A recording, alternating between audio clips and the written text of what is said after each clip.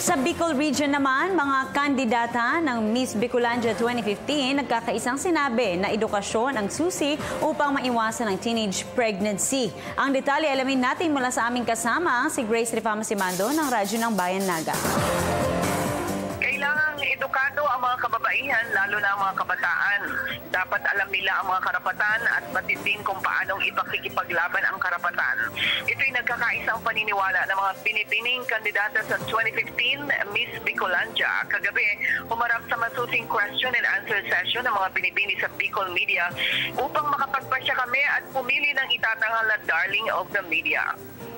Mga teen pregnancies, kung paano silang makakatulong sa pagsugpo sa laganap na salot na iligal na droga, pangangalaga sa kapaligiran, same-sex marriage, separation of church and state, at ang pagsusulong ng turismo dito sa lungsod ng Naga. Sa kabuuan, isang magandang paliwanag ng kandidata kung gaanong napakahalaga na ang mga kabataan ay dapat edukado, papag-aralin at punuin ang kanilang kaalaman upang mas matuon ang kanilang pansin sa pagpapaunlad ng sarili, pamilya at komunidad, sa halip na malubog sa maagang pagbubuntis at pakikipagrelasyon na siyang isa sa mga sanhi ng paglobo ng populasyon at kahirapan. Radyo ng Bayan Naga para sa Telebisyon ng Bayan. Grace Rifama-Simando.